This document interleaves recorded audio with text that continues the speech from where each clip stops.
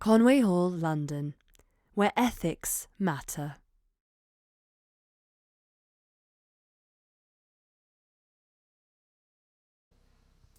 Good afternoon and welcome to Conway Hall, where ethics matter. For those of you who haven't seen our regular Thinking on Sunday segments, we have a talk, and then about 45 to 50 minutes later we have questions. We'll take questions from both the audience here and from you online, so do get ready with your questions on Zoom. Today we'll be wondering that to a brain primed to see 1, 2, 3 more, the study of mathematics may seem superfluous. But the ability to quantify that did have a tremendous effect on our civilization and our culture. Michael Brooks is a science writer with a PhD in quantum physics, and he has written The Art of More: How Mathematics Created Civilization. Welcome to Conway Hall, Michael. Thank you. Thanks very much, Deborah. How nice to do something in person. I don't know if it's nice for you. I mean, you can't switch your cameras off now or anything, so you have to look like you're paying attention. So I'm sorry about that. It's a real privilege to be able to come and talk to you about this subject. It's something I've been thinking about for sort of many years, really, which is why maths? Why do we do maths? Where does it come from? What is it? Why did I not really enjoy it that much at school? And have I ever used anything I learned at school? And we'll kind of get onto some of these topics as we progress. But what I want to do today, because I'm specifically talking about mathematics and civilization, I'm just going to talk you through 8 moments in the history of Western civilization, really, that will hopefully sort of give you an idea that maths isn't what you think, really. It's not just a technical tool that you can learn at school and then never use again. It's actually a driver of human achievement. And you can live a happy human life without maths, don't get me wrong, but I want to show you that when you have maths there in your society, in your civilization, it kind of leads us to achieve extraordinary things.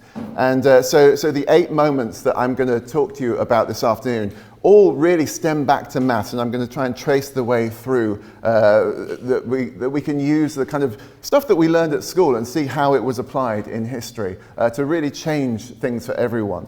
So first of all, let's have the next slide, please. So the first subject is a date that you all know, 1492. Columbus arrives in the Americas via geometry. And I want to talk first of all sort of more generally about what geometry is. The next thing we're going to get onto is what numbers are. So I'm doing it in slightly the wrong order, but I'm doing it chronologically, so you'll have to bear with me. So geometry is really about measuring quantities and shapes and understanding the relationships between those quantities. If we can move to the next slide. There we are. So you'll see there's a right angle triangle. A right-angled triangle, it became an obsession of mine for a while I was writing this book because I didn't realize how useful they were. And you sort of see them at school and you mess about with them at school and you learn this thing, first of all, that you know as Pythagoras' theorem, where the sum of the squares of the 2 shorter sides are equal to the square of the longer side, which is the hypotenuse. And you hopefully all remember that from school, or remember being taught it or something about it. And you're taught it as Pythagoras' theorem. People were using it long, long before Pythagoras was born. Thousands of years before Pythagoras was born, we have records of the Babylonians and the Chinese, for instance, using this theorem. And for things like this, so if you have a 3, 4, 5 triangle, or you have a piece of rope and you just knot it in lengths that are 3 units, and then 4 units, and then 5 units, you can actually just put that together into a triangle to give yourself a perfectly square corner. And this is used, so this is the right angle, the method that was used in order to construct things like the pyramids, for instance, where you could just, you can make sure that you've got your right angle correct, because if you've ever tried to do something like that by eye, you know it doesn't really work very well. But actually you can just do it with this very basic mathematics. And this was used throughout the sort of initial buildings of many civilizations. You can also use geometry and right-angle triangles and the sort of offshoots of those, with circles. I haven't really talked about circles that much in the book, funnily enough, because I think circles are kind of overrated and triangles are underrated. And so it just becomes one of those things where I kind of gave the spotlight to the triangles, really. So sorry to the circles fans. So if we move to the next slide. Geometry was used very much, as I said, in architecture, and not just sort of basic architecture to try and create a square corner, but actually the architects of this amazing building in Istanbul were Isidore of Miletus and Anthemius of Tralles. They were two mathematicians, and they were given the commission to produce this building on what was a site where a church had been destroyed by hooligans, in fact, and they were given this commission to produce something extraordinary and eye-catching and permanent, something that couldn't really be taken down by a gang of hooligans. And what they came up with, and this design that they came up with, this extraordinary kind of set of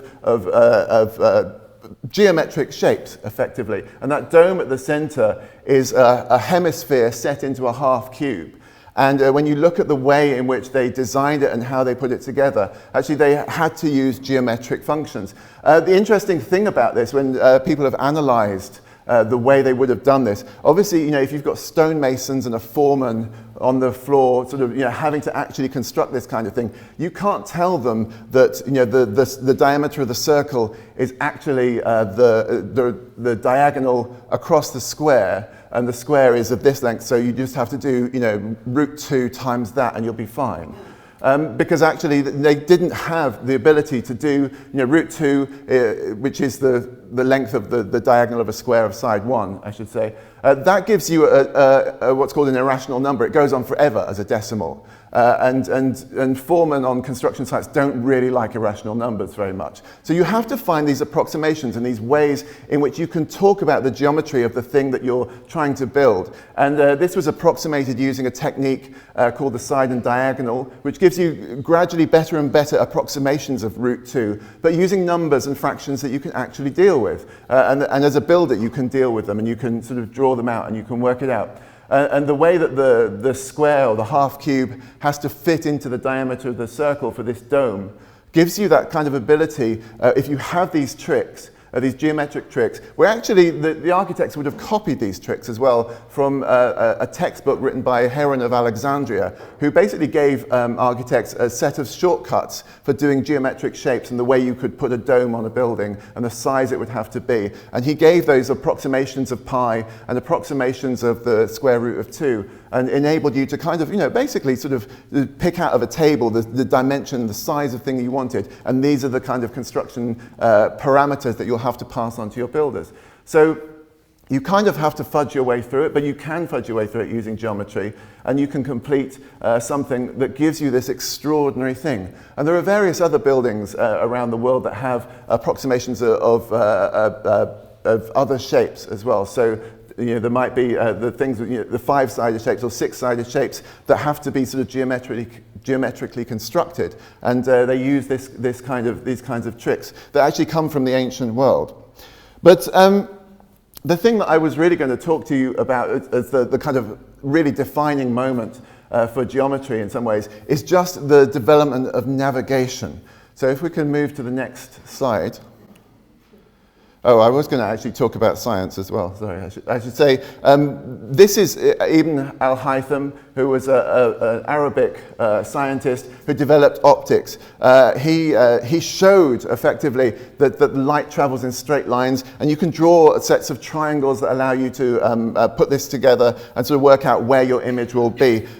He worked out this was how the eye would be able to see an image. And he also worked out that if there wasn't an eye, you would get this effect with a pinhole, what we see as a pinhole camera, the camera obscura, and you get an image of a distant object coming through into this space. So there was a very advanced sort of Persian geometry for optics. And this was actually used, as I see on the next slide, by the Christians, who decided that it was an important way of beating the Muslims in the Crusades. So this is Roger Bacon, who said in the 13th century, I count nothing more fitting for a man diligent in the study of God's wisdom than the exhibition of geometrical forms. That's in his section of his book called On the Value of Optical Marvels in Converting the Infidel. So you can see maths is never even neutral. You know, it's useful for things and not maybe the things that you might expect when you invent this stuff. But Roger Bacon's idea was that actually people are going to be so amazed by your use of geometry that they will basically see that you're better, the Christians are better than the Muslims, even though what he didn't tell you was that the Muslims actually came up with this stuff. But there you go, that's human history for you. So moving forward to the next page, we've got use of art and technology. So you take things like geometry and you can do perspective.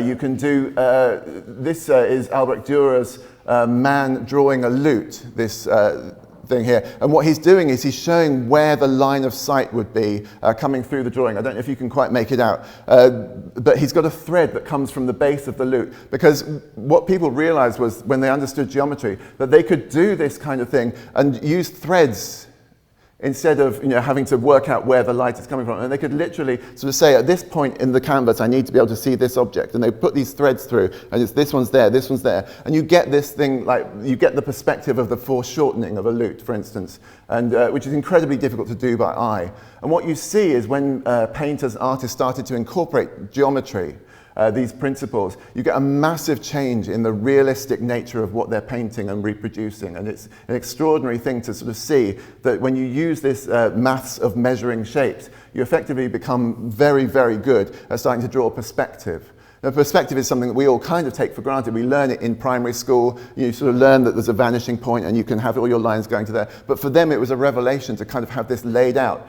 And there's a record of Dürer writing to a friend that he was going to visit a man in Bologna who would teach him the secrets of perspective, and he was very excited about the whole thing.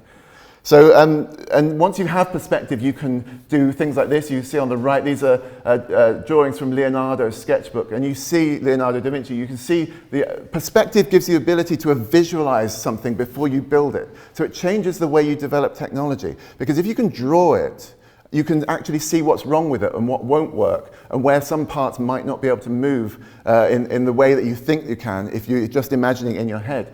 And you can give these drawings to a craftsman, and they can see they can see how they can make this thing. So it changes what we could make and changes the functionality of those things. Anyway, so moving forward, on to kind of the essential point here is navigation. So navigation, on the next slide, Guillaume Denis says in 1683, navigation is nothing more than a right triangle. So Denis set up a sailing school in Dieppe. It's the Royal Sailing School. It had royal appointment from Paris. And it was for sailors to be able to go back to school and learn trigonometry, learn how to do right-angled triangles, learn sines and cosines and what they all meant. And the point of doing that was because if you could understand sines and cosines, if you could understand the sort of geometry of a triangle, you could navigate your way around very, very easily. And the amazing thing is that you could actually use the sines and the cosines. You didn't need to actually have them explicitly sort of in a table. When I went to school, I remember being given books of sines and cosines in a little red booklet that I had to look up and sort of and copy out when I wanted the sine of a certain angle. And actually, you can do this in different ways. So this is another Arabic invention called the sinekal quadrant, which gives you a way of just creating an angle, and then you read off the sine or the cosine from these two sides of the quadrant. And it gives you a very easy way of kind of pulling the sine that you need out of, without sort of recourse to having some written records of what the sines and cosines are. And what you get from this as you move forward, and you have what is effectively the first sort of, GPS technology.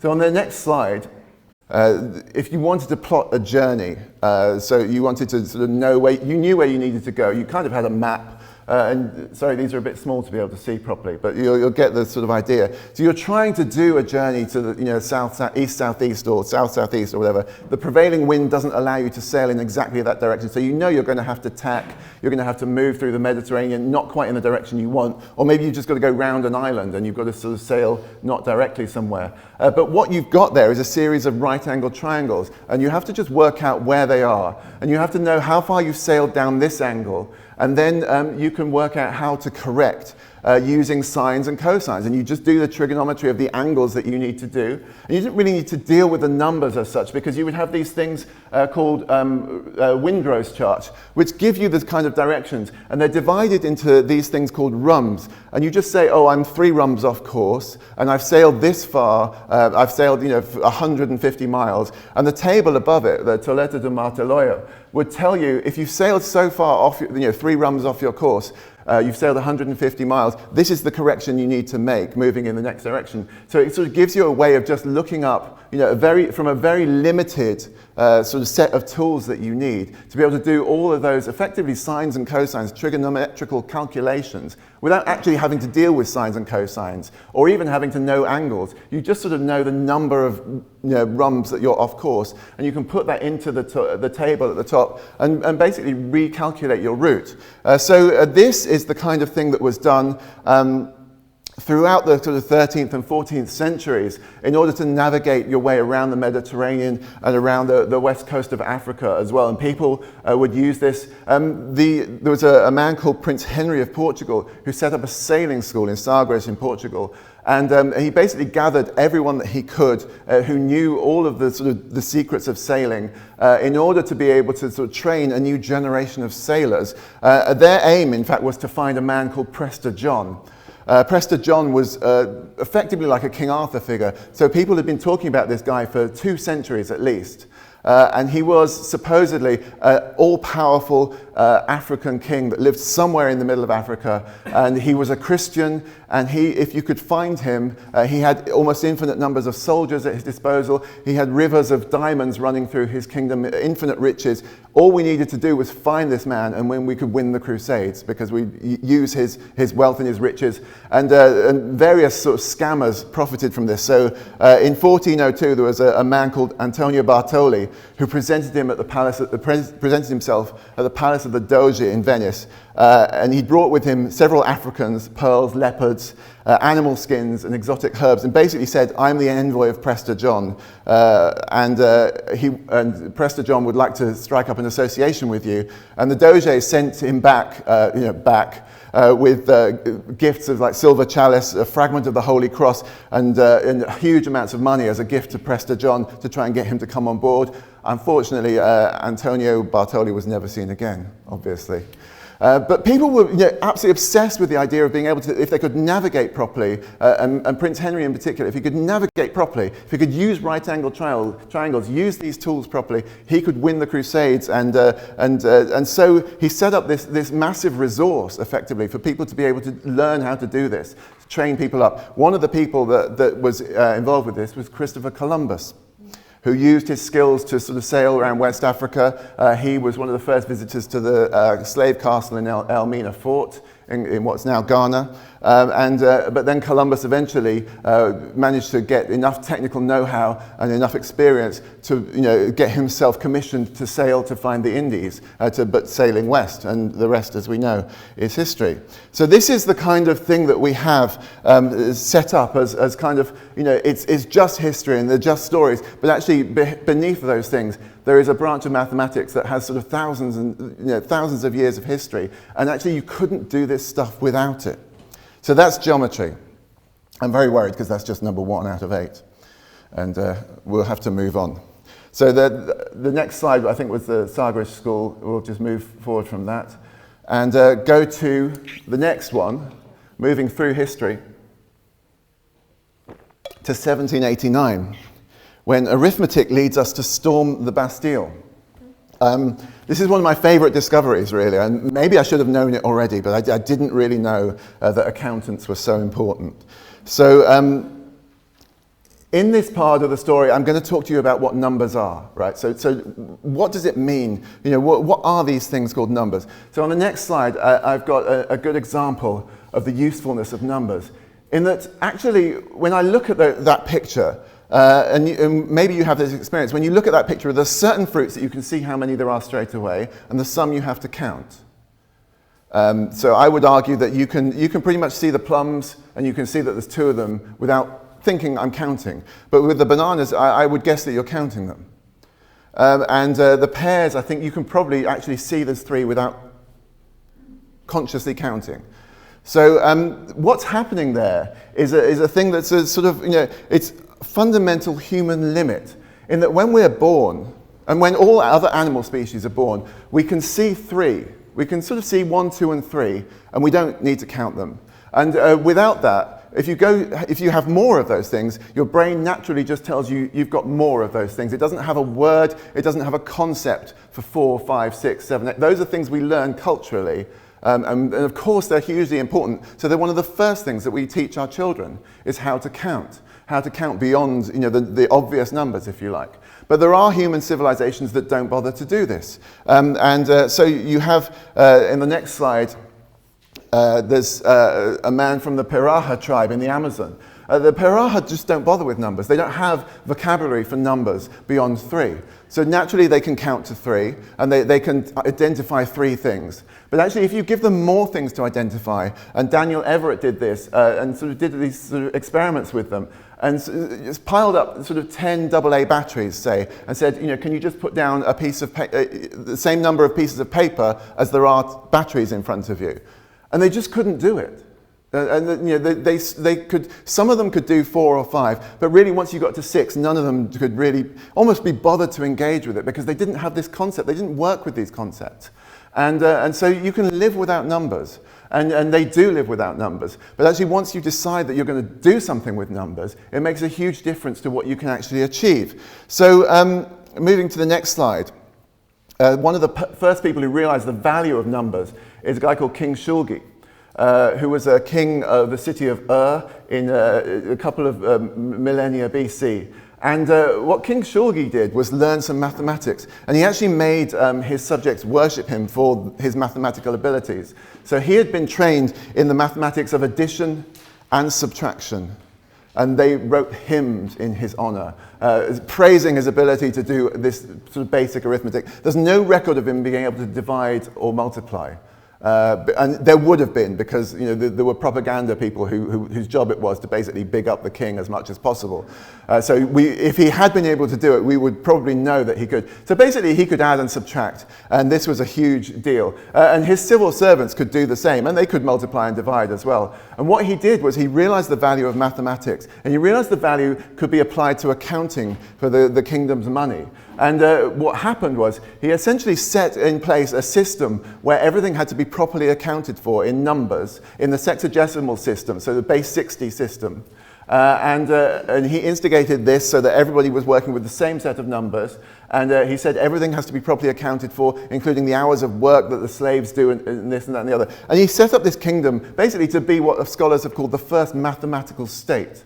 And this first mathematical state became intensely wealthy because nobody was really able to defraud the kingdom. People had to give account for everything, and therefore you didn't lose your money. Your taxes came in and you knew how much you were getting, and you knew how much you'd got, and you could count it and record it. So he built the great ziggurat of finished his father's work with that, built lots of roads and transport systems, trading partners all over sort of the region. And it became the kind of huge success. And it was effectively the first sort of proper accounting and bookkeeping that was done there. So on the next slide, you'll see that we made various bits of progress in this. So we added, just to the numbers that we were dealing with, we added these things, you can see the red and the black are Chinese figures for negative numbers. So not only positive numbers, but negative numbers. And this is actually hundreds, if not thousands of years before anybody in the West was dealing with anything to do with negative numbers. We also incorporated the zero, or I say we. So the Chinese and the Indians incorporated zero far, far before it happened in Western civilizations. In fact, zero was seen as very suspicious, as were negative numbers. But the Chinese system allowed their accountants to basically have a record of debt. And so they could sort of have not just how much money people had, but how much they didn't have and how much they owed. And so you can set up a proper accounting system once you have this in place. And so in the sort of the 15th century in Western Europe, in northern Italy mostly, because that was where most of the trade was really focused, you get the development of bookkeeping. And people start to do double entry bookkeeping and realize that actually they're in a position to understand what these things are, what this family business actually is worth. And you can start to put it in the books and in the financial records.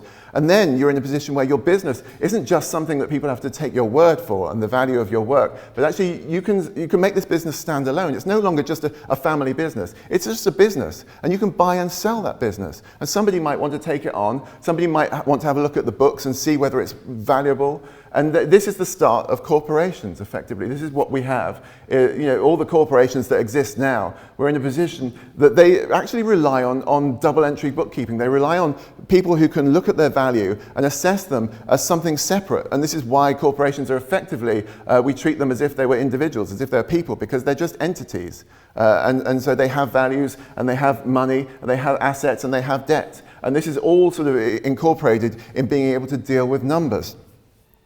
And this dealing with numbers leads us to the first thing that I mentioned about this. So once you have accounting, as you'll see on the next slide, once you have accounting, you can hold people to account, including royal families. And this guy, Jacques Necker, held the French royal family to account. He did all their books. He was the finance minister, and he said the royal family and their aristocracy are being profligate with the money, and they are cheating the books, and there is all kinds of stuff going on, and I've got it all here. And basically, he published this set of books and sets of accounts. Lost his job, obviously, because you can't keep your job and be a whistleblower. And but what happened was that the people who are feeling this enormous discontent in the French population seized on this and decided this was enough. Enough was enough. And when they stormed the Bastille, they actually carried a bust of Jacques Necker with them to the Bastille. This guy had instigated the French Revolution. Accountants are much more interesting than you think. So that's numbers. Let's move on to statistics. And we're going to go to the next slide. That's 1907. Maybe for you this isn't a momentous moment in the history of civilization, but I think others would beg to differ. So Guinness uses statistics to buy all the best barley. And what's happening here is that actually there's a kind of use of numbers in a whole new way as statistics develops. But let me just first tell you about a few statisticians that you might not be aware of. So on the next slide, please, we've got, first of all, a guy called Joseph Fourier. Fourier invented a way of using sines, so from trigonometry, to have control over a signal. So you might have a signal that varies and varies and varies all the time, and you want to be able to compress that down or sort of be able to describe it more easily and more efficiently. And what Fourier showed is that you can use sines from trigonometry to create a series of sine waves that go up and down like this. And if you put them all together with different properties, what you actually do is if you have an infinite number of these things, you can actually reproduce any signal you want. So any sort of graph that you're trying to reproduce. This is called the Fourier transform in mathematics. And this man on the right, John Tukey, used this to create something we now call the fast Fourier transform. So where you have digital statistics, where the numbers are just zeros and ones, then you can do the same kind of Fourier transform using trigonometry, using sines, but for these digital signals. John Tukey used this initially because he was on President Kennedy's Security Commission, and they needed in the 1960s to find a way in which they could monitor Soviet tests. So they had these seismographic signals coming in, and they didn't really have a good way of sort of assessing them properly and all the data that was coming in. And what Tukey did was invent the fast Fourier transform in order to be able to monitor seismological tests that were coming from the Russian bomb program.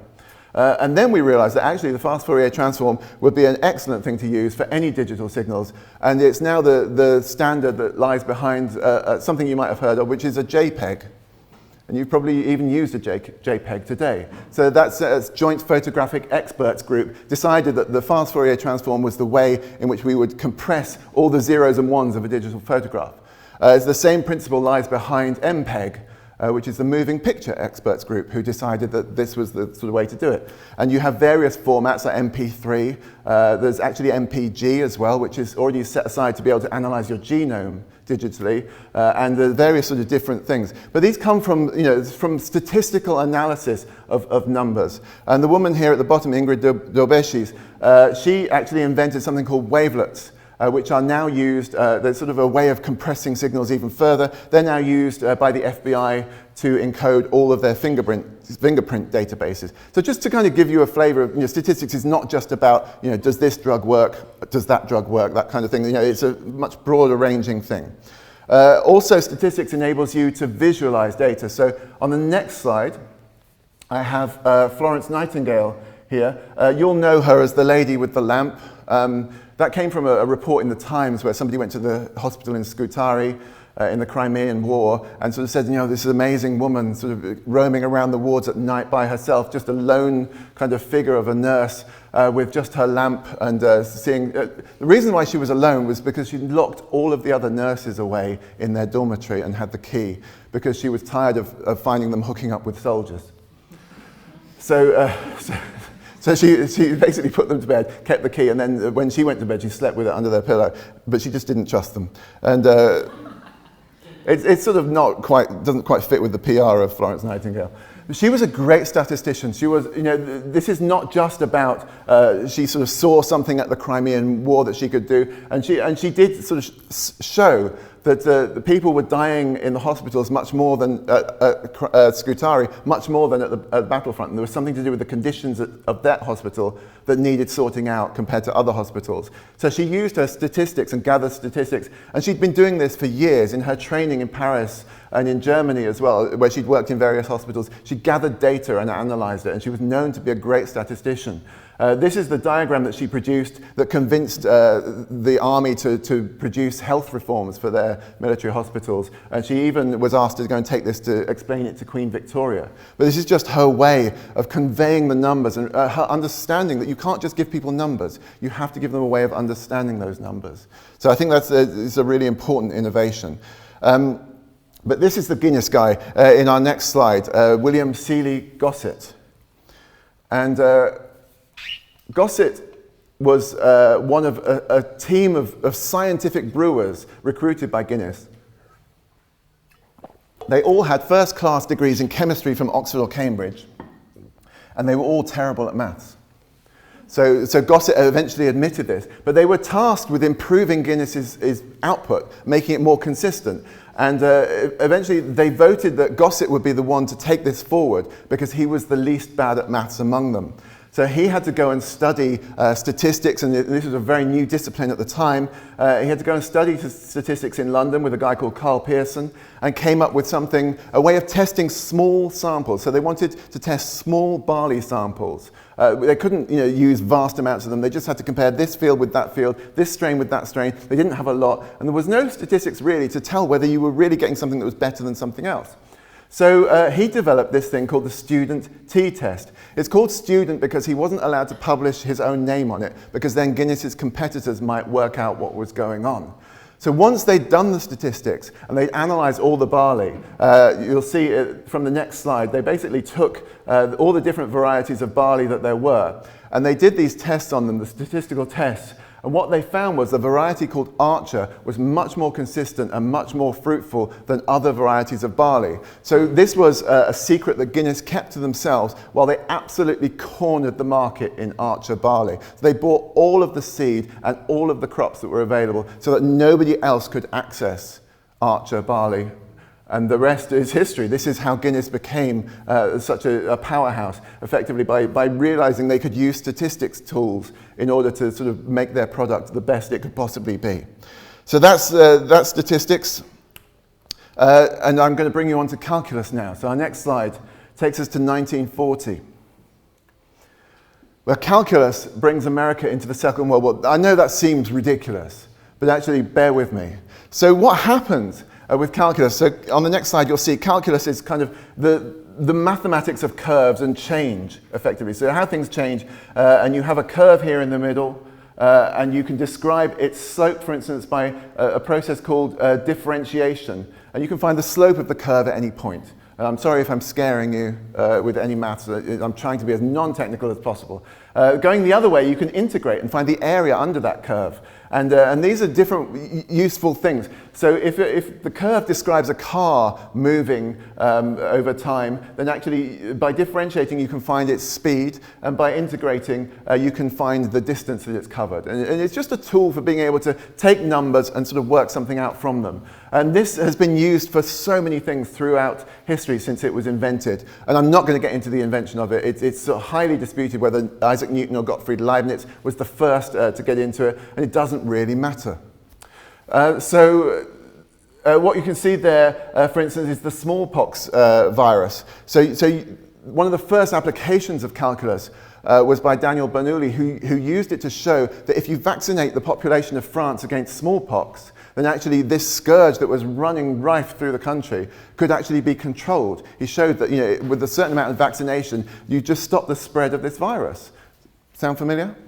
So Bernoulli presented this to the French government and said, look, I have the mathematics to show that if we vaccinate the population to a certain level, then we can stop this virus spreading through the country. And the French government said, no thanks. Don't trust that. So it continued to spread. At the top, you've got the Lehman Brothers sign being taken away. So you can trace calculus and differential equations, as they're known, through their incorporation into the financial systems. So you have the situation where you have these products that you can buy called options and derivatives. And the reason they're called derivatives is because they involve derivative calculus. And you can create things with value, or you can call them having value, you say they have value, and you can sell them and buy them. And you can buy options. Instead of buying actually a barrel of oil, you buy an option to buy a barrel of oil. And all of these financial tools that created the huge financial markets that we have today come from effectively applications of calculus.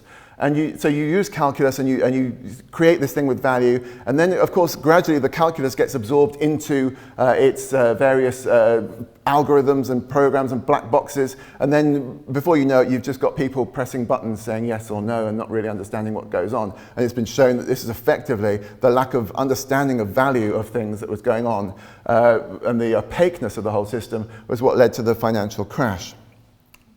But let's just talk very quickly about the next slide, which is the use of calculus in bringing America into the Second World War. Now, the reason that's possible is because of this aeroplane, the Spitfire. So the man who designed this aeroplane is a man called Beverly Shenstone.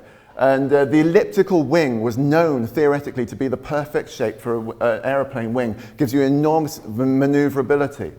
And so he designed an airplane that would have as elliptical wing as possible while incorporating machine guns and everything else and all the other constraints. So his notebooks are a series of calculations, basically to try and put together this wing in the most efficient, perfect way possible.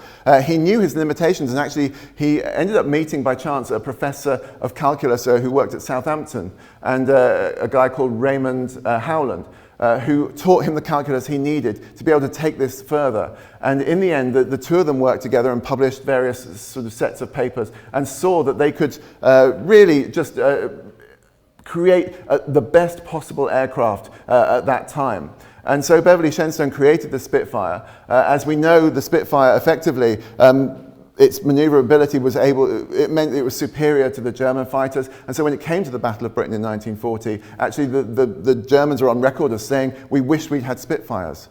I think Goering went to a squadron in northern France and said, what can I do to help? And they said, get us Spitfires. So the Spitfire was sort of pivotal in changing the outcome of the Battle of Britain. And then this was observed by a man called Ralph Ingersoll, who's on the next slide. And Ralph Ingersoll said that the battle that was fought in the air over London may go down in history as a battle as important as Waterloo or Gettysburg. And he said this at a time when the Americans were considering whether to join the war or not. So his reports from London, and he was managing editor of the New Yorker, so he was taken very seriously. And his reports basically changed the mind of the American people. So in July, just before the Battle of Britain, 86% of the American people were against joining the war. And in September, after that amazing August in 1940, 48% were against and 52% were saying, let's join the war, we can get in. And because they'd seen that Hitler actually was defeatable, and it was the first time that Hitler had lost any kind of battle in the war, and you can kind of trace this victory back to the beginnings of the mathematics of calculus. So I'm going to run out of time, obviously, but let me move on.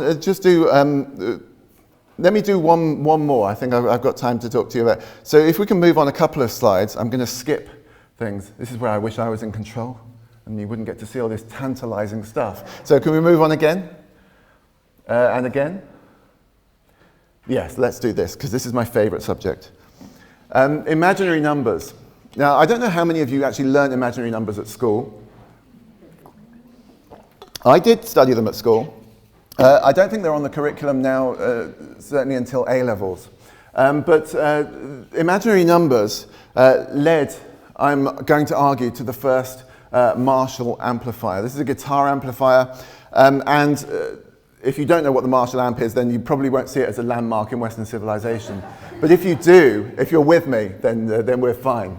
So imaginary numbers are no more imaginary than any other number, right? This is really, I kind of think that this is a really important point to make. In the next slide, I kind of want to show you that you have, so we first saw imaginary numbers, or this man, Jerome Cardano, first saw imaginary numbers when he was trying to solve some quadratic equations. And during his solutions, he came across, he needed to find the square root of a negative number. Now, if you understand what squaring is, you'll know that that seems ridiculous, and it seemed ridiculous to Cardano. If I say 2 times 2, I get 4. If I do minus 2 by minus 2, I get 4. So if I do the inverse process and start with minus 4, I don't know how to get back from a minus 4 because I can't go the other way. So this idea is that, okay, well, let's define a whole other kind of number called, we call it now the imaginary number, and it's the square root of minus 1, and usually it's denoted as I. And what you can say is, well, it's not really imaginary, it's just a different kind of number. So if you think of the normal number line as running along the bottom here, you've got the real number line, and you go from 1 to minus 1 just by subtraction, and by addition you go that way, and it's sort of fairly straightforward, and we accept that, and that's fine. But if I want to do multiplication by minus 1, which I'm sure you'll all agree is a reasonable thing to do, then I can sort of describe that by going in a half circle around to minus 1. And actually what happens is you intersect with this thing here, where if you get halfway around that multiplication by minus 1, halfway to that is actually the same as doing the square root of minus 1. And so you have the square root of minus 1, I, sitting there on a new line that I've drawn that goes vertically. It's sort of, it's at right angles to this other line. But they're all imaginary, right? I mean, there's no real number line.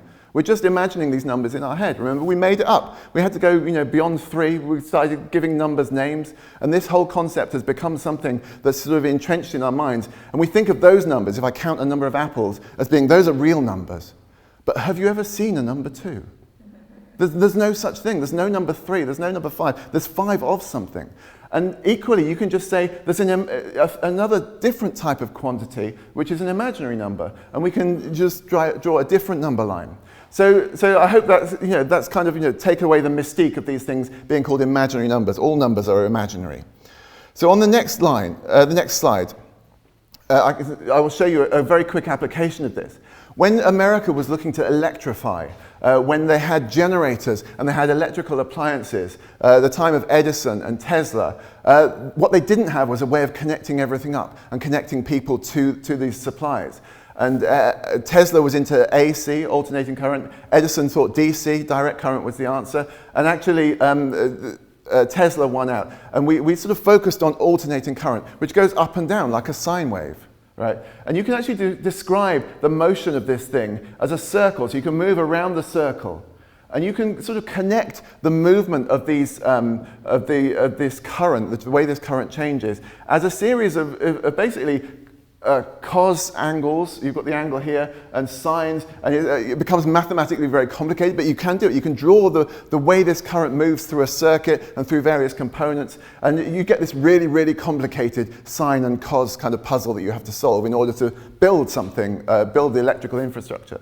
And what the guy on the left, Charles Protas Steinmetz, did was show that actually if you introduce imaginary numbers, so instead of worrying about sines and coses, you can take it all away because there's a relationship between imaginary numbers and angles and all these coses and sines. And he turned what was effectively complicated, impossible mathematics for electrical engineers into something that was extraordinarily simple, just using imaginary numbers. And overnight, effectively, the infrastructure for putting in the electrification of America, and starting with New York State and lines coming from Niagara Falls generators, it's almost overnight you changed the ability to be able to electrify America, and then, of course, the world, as we know. And we take electricity for granted, and we take all of this, applications that we've got and everything that's going on in this room, and it all can be traced back to this moment where Charles Steinmetz showed that you can make these calculations incredibly simple, and they were just impossible before. You can make them simple if you use these imaginary numbers. And this actually led to various, lots and lots of different kinds of innovations, but one of them was by a guy called William Hewlett, who wrote his master's thesis about an oscillator that he was creating at Stanford University. And he had the blueprints for this oscillator. He wrote his master's thesis, and it's full of imaginary numbers, i's, or actually j's, because engineers use j's instead of i's. So Hewlett's thesis was full of this, and his friend David Packer said, I think there's a market for this kind of thing. Maybe we should start to build these oscillators. And so this was the first Hewlett-Packard product, was created on the back of imaginary numbers. And this is Packard's garage where they did their first bit of business. They sold the oscillator, I think they called it the HP 200B, so that it sounded like they'd had a lot of goes before, and that it wasn't the first thing that they produced. And so the HP 200B effectively got incorporated into the electronics that was being used at the time to produce sound in movie theaters. And so it was used in the first sort of showing of Fantasia, which again changed the movie business when that came out. So you have this sort of, this relationship between these sort of electronic products. And of course, Hewlett-Packard became a massive company. There's a guy, a 12-year-old kid, went and did his work experience at Hewlett-Packard. He was called Steve Jobs. There he met a man called Steve Wozniak, and together eventually they went off and formed Apple. And Hewlett and Packard were the kinds of people who didn't mind that these two people had actually gone and formed an amazing business without them. They encouraged them to go. They said, this is brilliant. Wozniak was actually employed to work on electronic calculators and just start to produce those. But when Hewlett and Packard saw what he and Steve Jobs had managed to do and pull together, they said, go, do your thing, which is pretty amazing. So that's that. Once you got the electrification of America, you got the ability to build radio and radio stations, and radio started to take off, and everybody had a radio. And you could build it with these components, and you just design it using imaginary number equations, and you get to the point where you actually everyone's got a radio. And then everybody needs actually to repair their radios because they go wrong, because this is the first sort of era of electronics. And so there were radio repair shops. And there was a guy who had a radio repair shop called Leo Fender. And Leo Fender actually sort of didn't just do radio repairs. He also messed about with acoustic equipment and loudspeakers and things like that, because this is the era where rock and roll was starting to form. And he created the first guitar amplifier, using his understanding of how these circuits worked, using a manual actually from the Radio Corporation of America, the RCA manual. And he started to build these amplifiers, which became quite popular. Now, he was the only person selling these things, but they came over to this country. And the burgeoning rock scene in the 1960s in London, people decided they didn't really like Fender's amplifiers very much. They decided they were too clean, they were sort of boring, and they weren't loud enough to cover the drums. Because we Brits like to hit the drums hard. And so what happened was, Jim Marshall, who was running a drum shop in West London, in Uxbridge, decided that he was a drum teacher, he was selling drums, but he was also selling Fender amplifiers. But people didn't really like them. The people coming into his shops were saying, they're all right, but they're not really doing the job that we'd like them to do. Is there any way to make the sound more interesting? Is there any way to make it sort of just louder? And so he spoke to his technical guy, a guy called Ken Brann. Ken Brann said, I have no idea how to do this, but I know a kid who might. And Ken Brann was in an amateur radio club that met in Middlesex, in Hayes, I think, on the High Street in Hayes. And there was a kid there called Dudley Craven, who was 18 years old. And that's him on the left there with holding the mug. And so Ken Brann said, would you be able to build us a better amplifier? Would you be able to take Leo Fender's amplifiers and just do something more interesting with them? Make them louder, make them work, make them sound more interesting. So Dudley Craven went to his workshop. He was living with his parents at home. He was actually an apprentice at EMI at the time. But he tinkered around and he came up with a design for an amplifier that would be much sort of louder and sort of crunchier and more interesting as a sound for guitar amplification. And he took this to Ken Brann, who took this to Jim Marshall, and they built the sort of first prototype. And the guy who bought it for £110 in 1963 was a guy called Pete Townsend. And Pete Townsend then and unfortunately, I have to say, it's sad to say this. So the amplifier cost £110. Dudley Craven's cut was 10 shillings, which is 0.5% of the sale price. So, you know, I think that's fairly poor, to be honest. He's the guy who did all the work, actually sort of made the thing work. But that's business for you. So although it has Marshall's name on the front, really it should have Craven's name on it. But I don't think I'm going to get that campaign off the ground at the moment. So this is how you effectively get from these weird imaginary numbers discovered in the 16th century as part of solving quadratic equations, all the way through to the Marshall amp and the sound of 1960s and 1970s British rock bands. And for me, that is a pinnacle in Western civilization, I have to say. So I'm aware that I'm going to really run out of time.